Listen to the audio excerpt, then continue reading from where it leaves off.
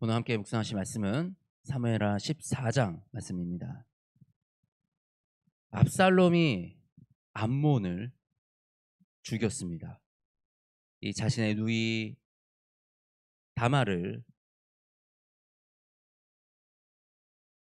겁탈한 압살롬을 그 암놈을 압살롬이 죽이고, 그리고 그 후에 도망가서 다윗 앞에 서지 못했습니다. 그런데 이 상황을 잘 아는 우리 요압 장군, 다윗의 곁에 항상 있었던 요압 장군은 이 가운데 중재를 해서 이 아버지와 아들의 관계를 풀어가려고 지금 하는 것입니다. 한 여인을 보내는데 성경에서 이 여인을 지혜로운 여인이다라고 기록하고 있습니다. 왜 지혜로운 여인이라 기록했는가 우리가 좀 살펴보아야 하는데, 이 여인의 이 말하는 것이 참 하나님의 뜻과 하나님의 복음에 빗대어 이 얘기를 하고 있는 것을 봅니다. 우리 이 전장에 13장에 보면 우리 암놈의 친구가 나옵니다. 암놈의 친구 요나답이라고 하는 친구가 나오는데, 다윗 형의 시므아의 아들이요 심히 간교한 자라. 성경은 어떤 인물에 대해서는 간교하다라고 표현을 하고 있고, 어떤 인물에 대해서는 지혜로운 자다라고 표현을 하고 있습니다.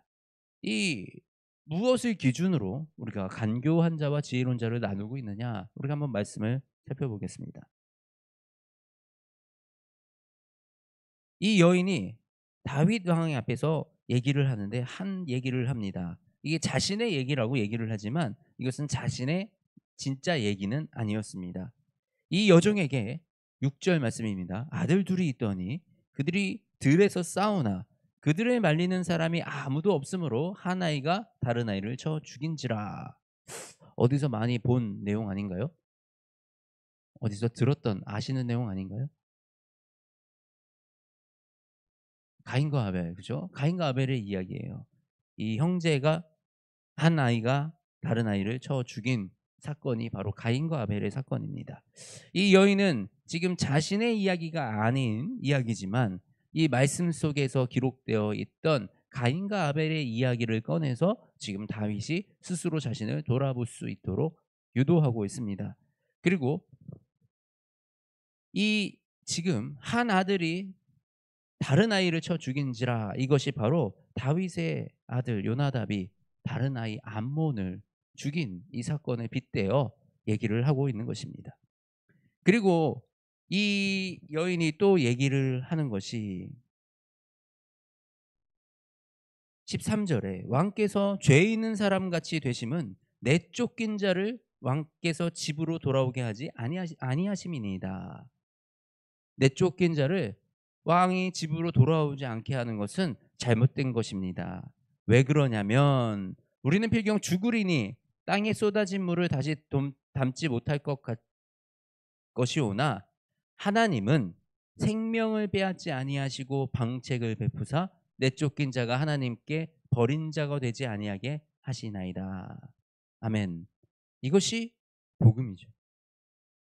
필경 죽을 사람을 하나님은 생명을 빼앗지 아니하시고 방책을 베풀어서 예수 그리스도로 말미암아 내쫓긴 자가 하나님께 버린 자가 되지 아니하게 하셨다라는 이 복음의 메시지를 지금 다윗에게 전하고 있는 것입니다. 그래서 다윗이 이 쫓겨난 아이를 받아들이지 않는 것, 그것은 당신의 그 마음속에 있는 그 마음은 당신이 죄입니다. 하나님은 그런 마음을 품지 않으십니다라는 것을 아주 간접적으로 다윗 왕에게 말하고 있는 것입니다. 그런데 그러면 우리가 생각을 해볼 것이 있습니다. 이 죄를 대하는 자세, 하나님이 죄를 대하셨던 자세와 다윗이 죄를 대했던 자세가 어떻게 달랐는가? 하나님은 죄 지은 우리 아담과 하와를, 그리고 가인을 징계하시고 벌하셨습니다. 그리고 분명하게 그것의 잘못에 대해서 말씀하시고 그 일에 대해서 합당한 징계를 받도록 하셨습니다. 근데 다윗은 우리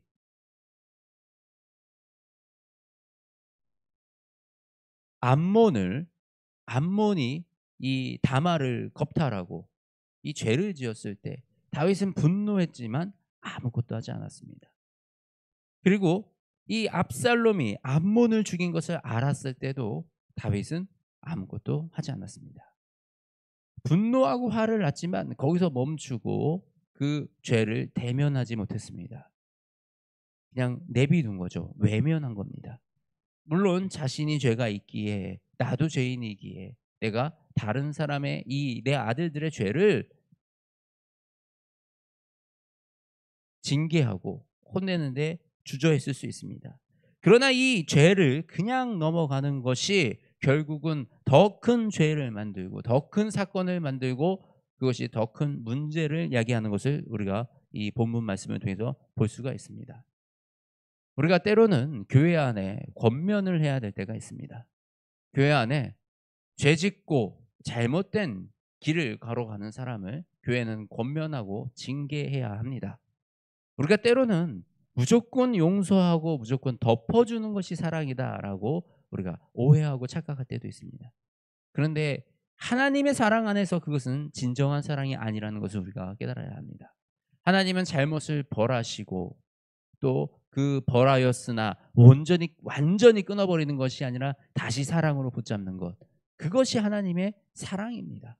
그렇기 때문에 우리가 교회 안에서 우리의 믿음 생활 안에서 또 우리의 자녀가 잘못한 것이 있다면 분명한 징계를, 그리고 그 잘못을 깨우칠 수 있도록 주님 하나님 앞에 회개할 수 있도록 권면하고 회개의 자리로 이끌어가는 것이 너무나도 중요하다라는 것입니다. 그리고 오늘 이 여종이 다윗 왕의 앞에 가서 했던 것처럼 우리가 하나님의 말씀을 통해서 우리의 상황을 돌아볼 수 있는 것, 우리의 모든 상황을 복음 앞에서 비추어 보고 복음 앞에서 우리가 판단할 수 있는 그 능력이 바로 우리의 지혜인 줄 믿습니다. 우리의 지혜는 세상의 지식과 어떤 방법과 이런 것들에 대해서 얘기하는 것이 아니라 하나님이 기뻐하시는 방법, 하나님의 복음의 진리에 빗대어 하나님의 마음은 지금 어떠실까? 이 죄인을 바라봤을 때 하나님의 마음은 어떠실까? 우리가 이것들을 분별하고 그것을 순종하는 것, 이것이 바로 우리가 지혜로운 말씀을 통해서 지혜로운 인생을 살아가는 방법입니다. 이 일을 통해서 다윗과 압살롬이 화해합니다. 그런데요, 이 화해는 온전한 화해가 아니에요. 압살롬은 이미 그 완악함과 그 표독함이 도를 넘어갔음을 우리가 이 본문을 통해서 알 수가 있습니다. 압살롬이 이 예루살렘에 들어오게 해서 다윗이 이 들어오게 해서 압살롬이 예루살렘 안으로 들어왔는데 왕이 만나주지 않는 거예요. 외면하는 거죠. 다윗은 처음부터 끝까지 외면으로 일관하고 있는 겁니다. 그랬더니 이 압살롬이 이 요압을 왕께 보내려고 요압에게 사람을 보내서 부르는데 요압이 오지 않아요. 오지 않을 수 있죠. 사람이 내가 부르면 다 와야 됩니까? 이제 도망갔다가 이제 본국으로 돌아온 신세, 왕도 만나주지 않는 처지인데 내가 부른다고 사람이 바타바타 와야 되나요? 오지 않을 수 있죠. 2번 불렀는데 오지 않았어요. 그랬더니 압살롬이 했던 행동이 무엇입니까? 요압의 밭에 불을 질러 버립니다. 그리고 나서 요압이 왜 내 밭에 불을 질렀냐? 그랬더니 내가 불렀는데 왜 오지 않으십니까? 당신이 나를 여기까지 오게 해가지고 내가 지금 상황이 더 힘들어지지 않았습니까? 나로 하여금 왕을 만나 내가 죄가 있으면 나를 죽이고 그렇게 하십시오. 이 말하는 모든 이 상황 속에 압살롬의 상태를 우리가 압살롬의 지금 마음의 상태가 이미 많이 무너져 있는 걸 볼 수가 있습니다. 죄를요 지금 때 바로 우리가 그 죄를 잡지 않으면 우리는 그 죄를 더 걷잡을 수 없게 키우는 이 상황을 만들 수 있습니다. 요즘 우리 아이들 자라면서 촉법 소년이다 이러면서 아이들이 자기 멋대로 하고 자기가 처벌받지 않는다라면서 이렇게 하는 아이들의 그런 모습을 봅니다. 아이들이 어디서 그런 것을 배우겠습니까? 어디서 그런 잘못을 배우겠습니까? 어릴 때 한 잘못을 징계하지 않고 혼내지 않고 그냥 내버려 두고 그냥 '괜찮겠지. 우리 아이인데 그러지 않을 거야.'라는 이런 마음에서 아이를 징계하지 않으면 아이들의 죄는 점점 커져서 나중에 결국 돌이킬 수 없는 그 상황을 만들어내게 된다라는 것입니다. 정말 하나님의 사랑은 잘못에 대해서 징계하시고 그리고 그 죽어 마땅한 그 영혼을 예수 그리스도 하나님의 정말 사랑하는 아들을 보내시어서 생명을 다해서까지 그 죄를 용서해 주시는 거. 우리가 이 징계와 용서를 하시는 이 하나님의 마음과 그 하나님의 섭리를 우리가 기억하고 우리 가운데 죄를 징계하고 또 우리는 그 죄인을 용서하는 그런 하나님을 따르는 사람들이 되어지기를 주님의 이름으로 축복합니다. 하나님 아버지, 우리 이 다윗 왕의 이 모습들을 통해서 우리의 모습을 돌아봅니다. 우리가 이 땅에 살아가면서 하나님의 지혜를, 하나님의 복음의 그 지혜를 가지고 이 세상을 살아가게 하여 주시옵소서. 우리 가운데 죄가 있고 잘못이 있다면 드러내어 우리가 그것을 징계하게 하시고 권면하게 하시며 또 우리가 그 죄를 담대하게 마주보게 하여 주시옵소서.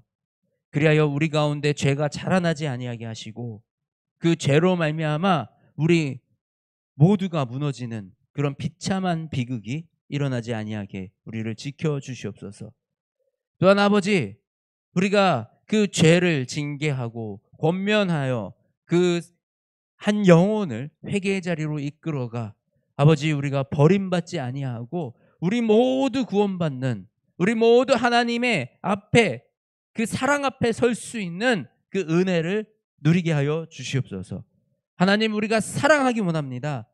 하나님이 주신 그 마음으로 우리가 죄를 직면하고 그 죄를 징계하되 사람을 미워하지 않는, 사람을 사랑하는 그 마음을 우리 가운데 허락하여 주시옵소서. 그리하여 언제나 우리가 주님만 의지하고 주님만 따르는 그 참된 하늘의 진리, 복음의 진리, 그 복음의 지혜 앞에 우리가 살아갈 수 있도록 우리의 삶을 지켜주시고 인도하여 주시옵소서. 사랑이 많으신 우리 주 예수 그리스도의 이름으로 기도드립니다. 아멘.